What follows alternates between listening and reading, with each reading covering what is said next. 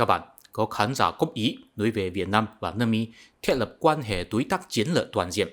Mình biết đó đã là một tin tức rất cũ rồi, nhưng mà trước khi sự kiện này xảy ra, không chỉ là Việt Nam, đa số quốc gia ở Đông Nam Á đều có quan tâm một vấn đề.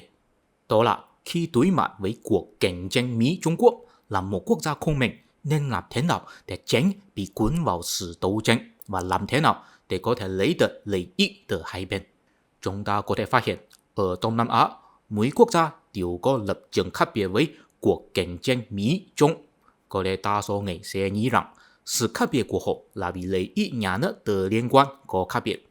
Ví dụ, nếu có tranh cãi lãnh thổ với Trung Quốc thì sẽ có lập trường cứng rắn hơn với Trung Quốc.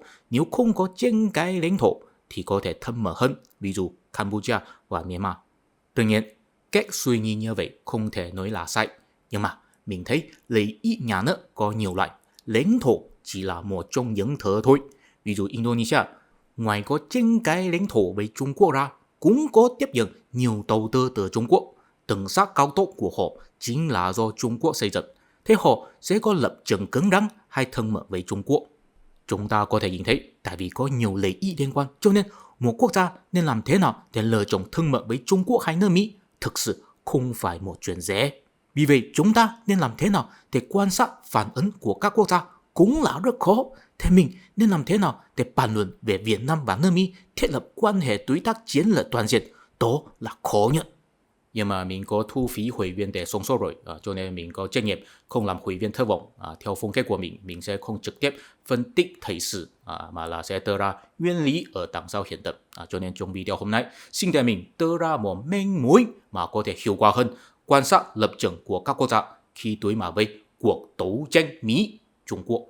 Đó là logic bản chân chủ nghĩa đế quốc của nước Mỹ và Trung Quốc. Tại vì đó mới là yếu tố chân chính hạn chế hay thúc đẩy sự hợp tác giữa các quốc gia với Trung Quốc hay nước Mỹ. Trước khi chúng ta xem xét logic bản chân của nước Mỹ và Trung Quốc, xin để mình xét lại cuộc bản chân của nước Anh vào 100 năm trước. Tại vì nước Anh là nguồn gốc của cuộc bản chân chủ nghĩa đế quốc hiện đại. Đế quốc Anh bắt đầu bản chân sau khi đánh bại hạm đội Tây Ban Nha vào năm 1588.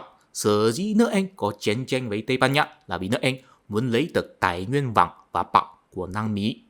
Khi đó, Tây Ban Nha kiểm soát Nam Mỹ, ngăn cản thương nhân của nước Anh đi khai thác khoáng sản ở Nam Mỹ. Sau đó, một số thương nhân phát hiện rằng, tuy họ không thể đi khai thác vàng và bạc của Nam Mỹ, nhưng họ có thể đi ăn cắp những thuyền có mang vàng và bạc. Vì vậy, có xuất hiện nhiều cướp biển Anh đi ăn cắp thuyền của Tây Ban Nha. Sau khi Tây Ban Nha phản ánh vấn đề này cho nhà vua Anh không chỉ không xử lý, thậm chí ban ra chứng chỉ đặc quyền cho những cướp biển, để những cướp biển có thể hợp pháp ăn cắp, chỉ là phải chia sẻ lợi nhuận theo tỷ lệ cố định cho nhà vua Anh. Vì vậy, Tây Ban Nha mới phát động chiến tranh với nước Anh, và sau đó hạm đội hoàng gia nước Anh cùng với hạm đội cướp biển Anh đánh bại hạm đội Tây Ban Nha. Mấy bạn chú ý, sở dĩ nước Anh có chiến tranh với Tây Ban Nha là vì thế là tư nhân của nước Anh có xung đột với Tây Ban Nha, và sau đó chính phủ nước Anh có chia sẻ lợi nhuận của tư nhân. Cuối cùng hai bên hợp tác nhau đánh bại bên địch. Đó chính là đặc trưng thứ nhất của logic bản chân chủ nghĩa đế quốc Anh. Tư nhân thúc đẩy chính phủ hành động.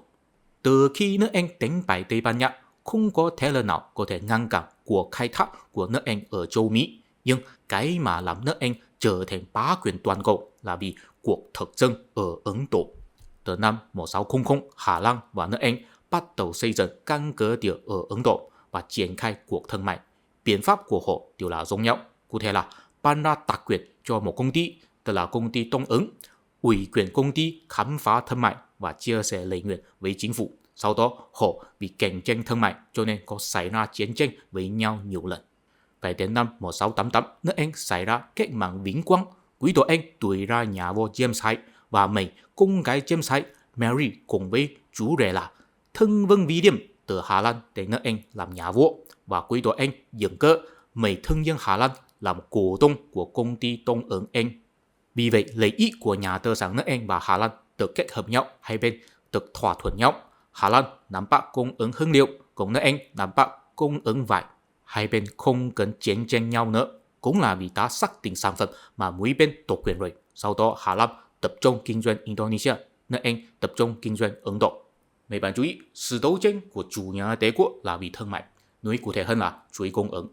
Và sự đấu tranh có thể được hóa giải bằng cách chia sẻ lợi ích giữa tờ nhập. Đó là đặc trưng thứ hai của logic bành trướng chủ nghĩa đế quốc.